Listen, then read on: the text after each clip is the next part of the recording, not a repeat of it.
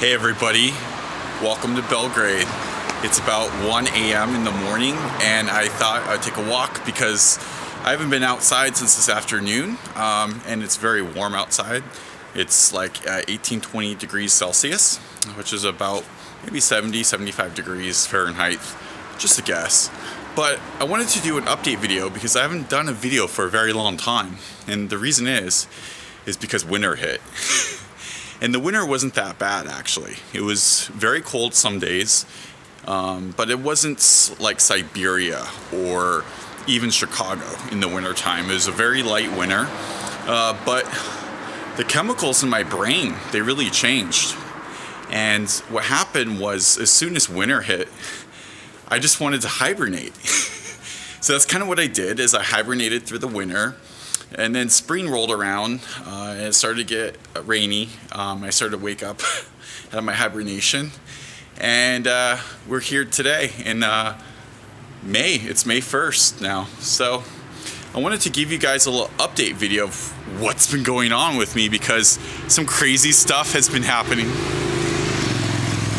Like the craziest stuff of my life. So, for you guys that are just joining us and you don't know who I am, my name is Brad Beckett and I am a professional digital nomad. I've lived on Bali, I've lived in Thailand, Vietnam, Malaysia, and now I'm in Belgrade, Serbia. I came here temporarily, so I thought, because of the COVID pandemic, but I really like Belgrade, so I intend to stay here for quite some time. So I'm not really calling myself a digital nomad anymore. I'm more of a professional digital expat, former digital nomad. Reason being is because I got my residence permit here for 1 year. So I have a year to ramp up my business and get going, and I'm sure they'll renew it next year too. So there's someone playing some music here, and I hope that it doesn't get me on a copyright strike on YouTube. But anyways, so I came here, I stayed in a hostel, Habitat Hostel. Igor, thank you so much. Sandra, thank you so much. Look it up on booking.com. I stayed there, 10 out of 10 location. It's right next to the presidency, right next to the National Assembly building. You couldn't get a better location in Belgrade. So I stayed at Habitat Hostel, and there was this girl, and her name is Sandra, and she was like visiting, and she's like, hey, I can help you open a company here so you can stay here. And I'm like, oh great, like let's just go do that tomorrow. Let's go open our DOO, our limited liability company. So that's what she did. She opened it for me. And then some stuff started to happen. I started meeting more people, going out to parties and whatnot, and I kind of got distracted for about, I would say a good like 6 months. I didn't do anything with it for 6 months. So I just did visa runs, 2 of them, and those were fine. But what happened was I didn't know what to do after I opened the company. I knew I'd need to get an accountant, but a lot of the other expats told me that I fired my accountant, because of this reason or that reason. So I didn't know who was a good accountant. I didn't know anything. I didn't really know too many people. Even though like a lot of people know me, I don't know a lot of people. So I kind of just didn't do anything with it for 6 months. And someone messaged me, they're like, I think you're supposed to be paying taxes or something. I was like, I know, but like I don't know what to do. And I was like debating, should I like leave Serbia? Because I kind of got freaked out, because for the last 2.5 years, I lived on Bali on a passive income. I didn't work. I consulted a little bit as a side hustle, but my main income was passive. I slept all day, I went to waterfalls, I went out, I partied. Same story in Thailand. I lived off primarily a passive income. So I didn't work for 2.5 years. I didn't have to do anything for 2.5 years. But if you want to stay in Serbia, you gotta work. So I kind of got like outside of my comfort zone a little bit. So I didn't do anything for 6 months, and then I met someone that's an investment consultant here, and he pointed me to my accountant now. If you guys need an accountant for your DOO or your entrepreneurship registration here in Serbia, if you're in Belgrade, give me a holler on Instagram at Brad Beckett, and I'll pass you to my accountant. He's very good. So I went to visit my accountant, Danilo, and he's like, yeah, no problem. You haven't paid taxes in 6 months, but the interest isn't too high. So this is how much you owe. And it came out to like everything, and including his fees and everything, it was like 660 euros that I had to pay. So I didn't have a company bank account yet even. So I opened the company account. I already had a personal account at Raiffeisen. I opened a Raiffeisen business account. That took a few days, but it wasn't, there's no bureaucracy. Everyone talks about bureaucracy here, but I personally haven't experienced it. Everything I've done here with the government has been like pretty quick. So, what else? We're back at the scene of my original video. Look at that. 8 months later. It's been 8 months. I counted on my fingers. I came here in August, and now it's May. So it's been 8 months I've been here. I have a functioning company, IT consulting firm. If you need IT consulting and you're in the US, hit me up. Everything is going really good for me here. What else do I want to say? So much has happened. It's so crazy, guys. Like, everything is like coming together for me here like you wouldn't believe, and I wouldn't believe. In my wildest dreams, I would be successful in Serbia. It's crazy. So yeah, I got my accountant. I paid my back taxes. What else did I do? I had to do something else. Yeah, I paid my back taxes, and that was fine. And then I filed for my temporary residence permit for 1 year. And let me show you guys this beautiful lit building that night. Isn't it beautiful? It's the National Assembly. A lot of people call it Parliament, but I was told it was not Parliament. It's the National Assembly building. And so I filed for my 1 year residence permit with the help of this investment consultant here in Serbia. If you have a lot of money and you want to invest in Serbia, and I suggest you get in now before the whole world starts to come here in mass, because prices are going up for a lot of real estate, just lots of different stuff. Hit me up and I'll put you in touch with him, but make sure you're serious. So I filed for my 1 year residence permit, and that was a doing, but it was, once I had all the paperwork together, it wasn't hard to deal with the government here. It wasn't hard at all. It's a little daunting if it's your first time and you don't really know what you're doing. It's a little scary, okay? I was scared, you know? Because I wanted to stay here really, really bad, and I really wanted it. And I was like so afraid I might get rejected for some reason. I don't know why, but everyone's like, oh, you shouldn't have any problems, blah, blah, blah. I was like, yeah, but I really want to stay here, and I don't know what I'm going to do if I get kicked out of Serbia, you know? Because I really love it here. And so about a month later, I got my answer. They told me to appear at the foreign police. I did, and they said, give us your passport. And they went in their office, and they came back about 5 minutes later, and they said, welcome to Serbia for 1 year. And I was like, wow. I still need to get my work permit, but one thing at a time. I'm going to do that after, it's the Orthodox Easter, and I'm going to do that after their holiday. So I'm going to do that next week.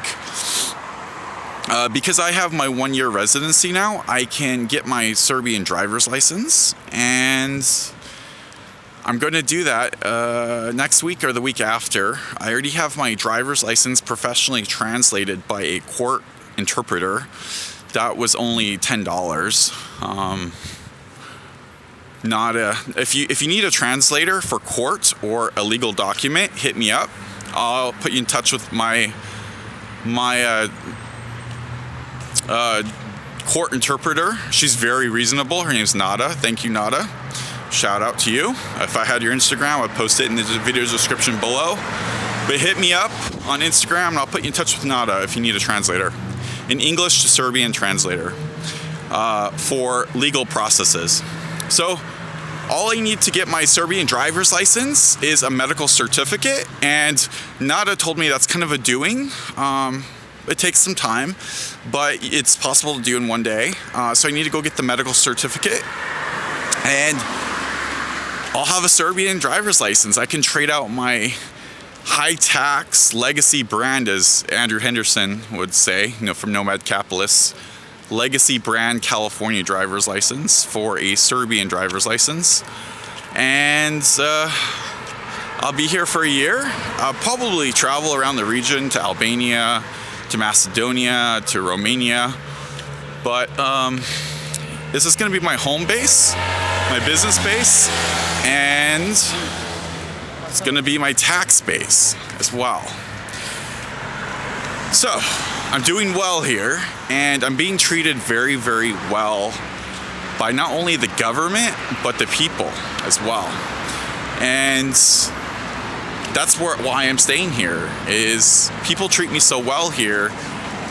Why would I want to go anywhere else? Like, so a former coworker asked me on LinkedIn, hey, are you going to stay abroad? Are you ever going to come back to the States? I'm like, why would I ever come back to the United States? Especially right now. I don't miss it at all. I don't hate the US. It's just, I hate what it's become, and I'm just going to leave it at that. So, in Southeast Asia, there's a lot of like Western undesirable people because it's super easy to stay there. It's a little bit harder to stay here if you want to do everything legally. So we don't really have like the mentally ill weirdos you see in Indonesia and Thailand and Vietnam and Philippines. Those people are tolerated. They're not tolerated here. So this society is very traditional and proper, and that's another thing I like, is there's a lot of graffiti, but it's not unsafe. As you guys can see, I'm walking, it's like 1:30 now a.m., and there's no problems. There's no hooligans, there's no refugees, there's nothing. It's basically perfect. So, let's go check out the fountain. They turned it back on just today. So yeah, that's my update video. I would say I'm doing very well financially, business-wise. I'm meeting the right people at the right time I need to meet them. So it's crazy. It's like the universe wants me to be here. What's really interesting is I believe that you have to prepare yourself to receive from the universe. And if you don't, you won't receive. For example, when I bought my desk so I could sit at a proper desk and not my kitchen table anymore, and I bought a proper comfortable chair where I'm comfortable, a leather chair I'm sitting in, where I'm comfortable sitting in, people started to reach out to me on LinkedIn just randomly. Hey, I'm interested in what you're doing there, and I'd like to talk to you about contracting our help desk to your company in Serbia. And I'm like, like 3 people reached out to me in the same week. It was crazy. But I didn't get those people reaching out to me until I was ready to receive. So if you're not doing too well in life, move to a new environment. It might not be you that's the problem. It might be everyone you're around, okay? So don't be afraid to move to a new environment. Do something new. You have to get rid of your possessions. You can't have any reoccurring bills, but just move to a new location. Like if you live in California and you're not doing well in your business right now, move to Florida. So look how beautiful this building is. Look at that.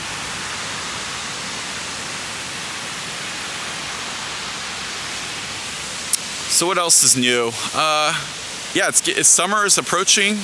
I can't wait to go to the lake and swim around again and go on the nature trails and just have a great life, while Everyone is stressing in the US about politics, about social problems, social infighting. There's none of that here, okay? It's pretty much perfect right now. And the government is, really, I see the infrastructure being improved here. They're doing a lot of work on the streets and the building facades, and you see the government improving here. And I don't mind paying taxes here because of that.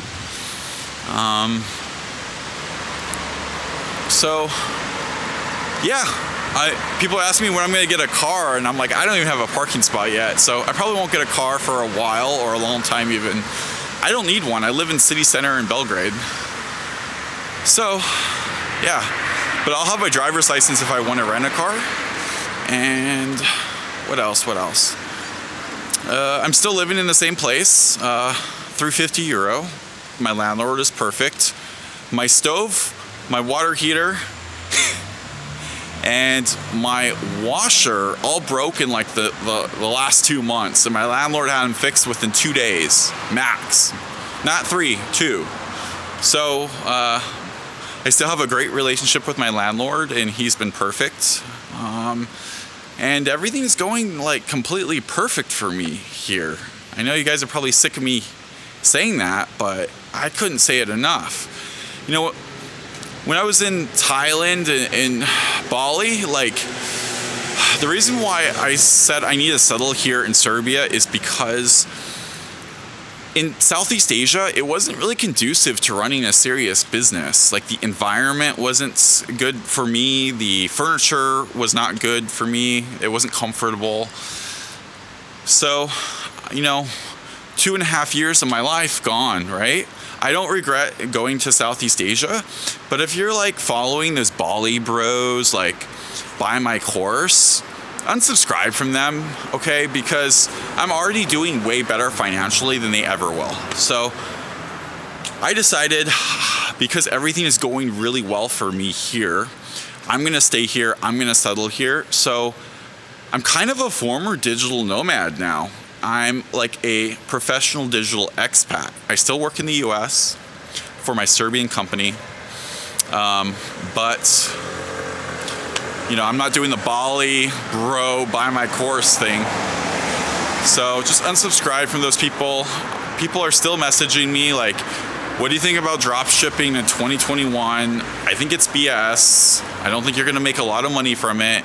And you're competing with a lot of entry-level people for Facebook ads and Google ads, and those things are very expensive now because you're competing against everyone.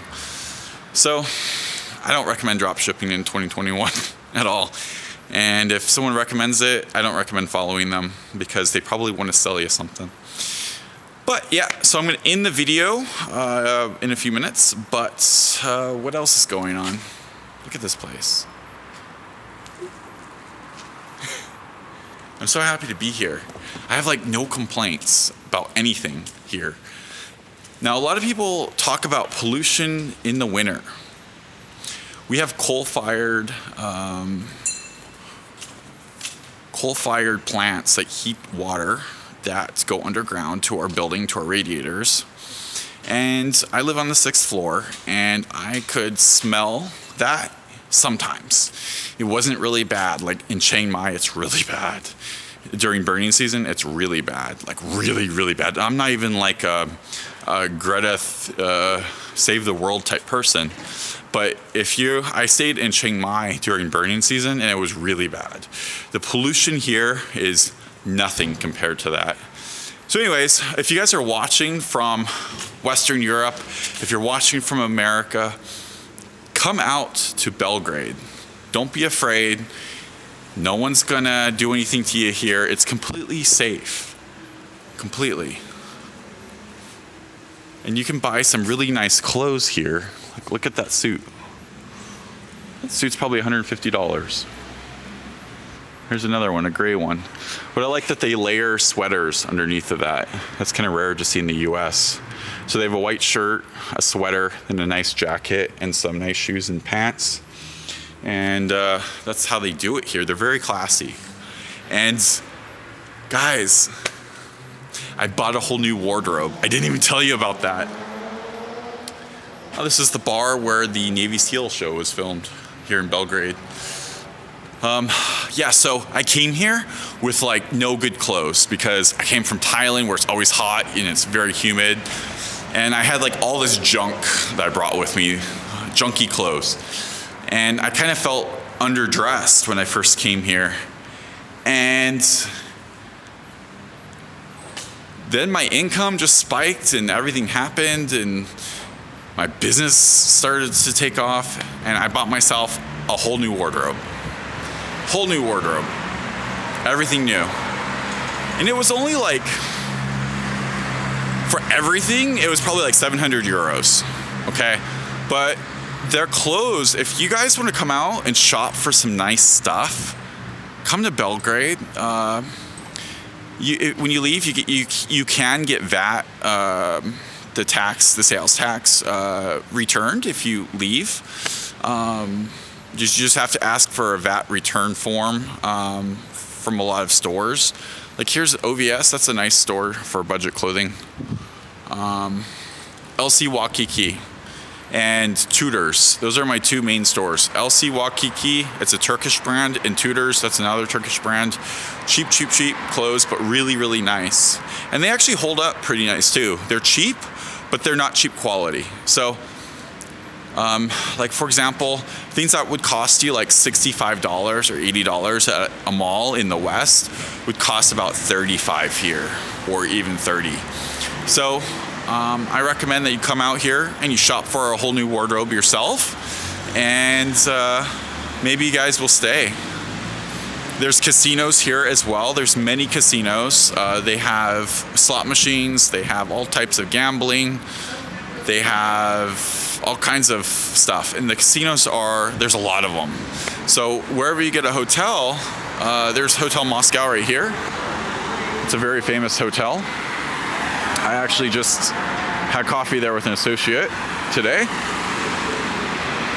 It's expensive, but yeah, I don't even remember what I was saying before that now. So an ADHD update. I don't have my ADHD medication. I'm going to work on that after my driver's license and after my work permit. I have a contact for a doctor that is ADHD friendly and will prescribe me the controlled medication I need. So I think that's going to work out eventually. It's very hard to find ADHD doctors here, like very hard. And it's very hard to find one that will prescribe you the medication that you actually need versus trying to hop you up on antidepressants. What else? So right now, the cafes are open for outdoor dining only.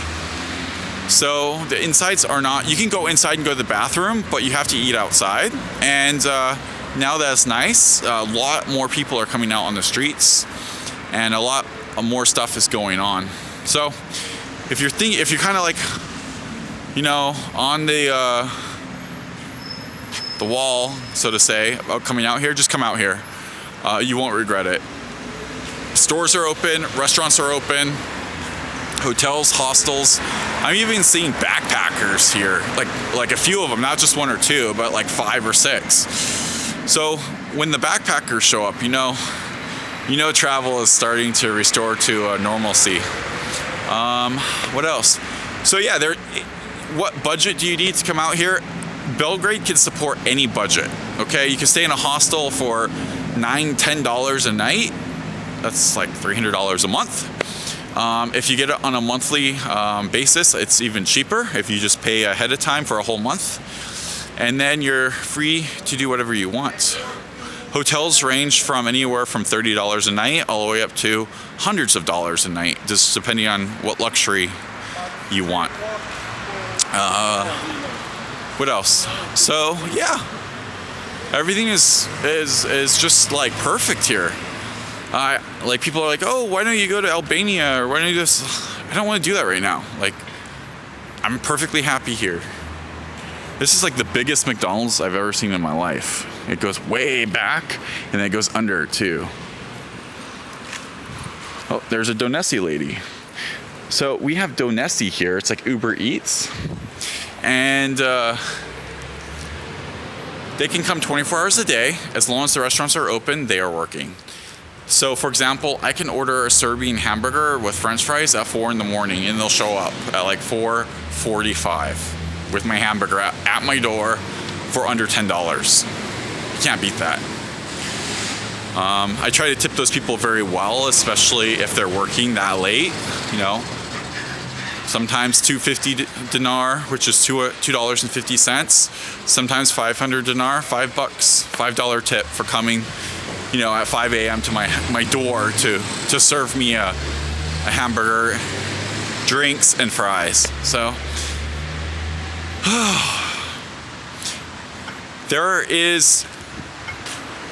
I'll update you about the banks in a different video. This one's getting a little bit long, but I want to sign off here. Look at this beautiful architecture with the perfect lighting on the facade.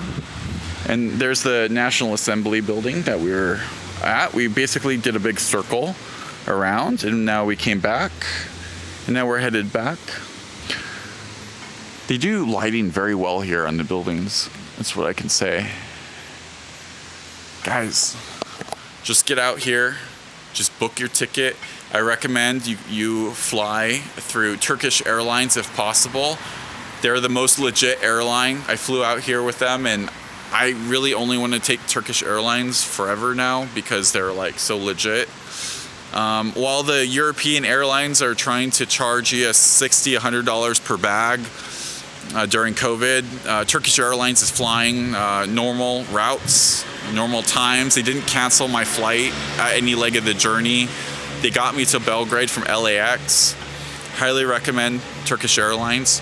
2 bags, 1 carry-on, 1 personal item carry-on, no problem. It was like under $600 to get out here from LA, Los Angeles.